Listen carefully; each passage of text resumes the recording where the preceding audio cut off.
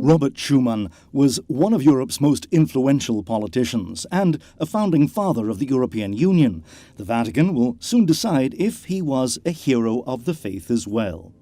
If that turns out to be the case, Schuman could be just one step away from beatification. Here we have a model of a man committed to the service of the common good. I believe he is an extraordinary example of charity and living in service of one's neighbor. Father Bernard Ardura is responsible for gathering evidence to make the case for Schumann's sainthood.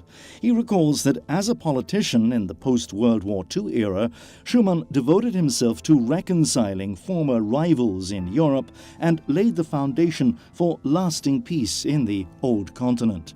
His plan is known as the Schuman Declaration, which forms the basis of today's European Union. The first 6 founding members of the European Union agreed to pool together all of their iron and coal resources, that is, their war industries. The idea was that we must share these resources that are at the root of war so that Germany and France can no longer go to war with one another. Father Ardura says that Robert Schuman also demonstrated the power of his faith in his difficult missions as France's foreign minister. In a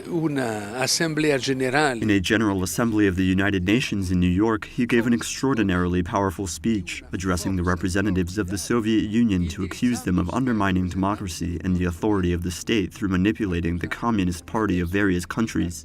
He was not a man who was scared and soft-spoken.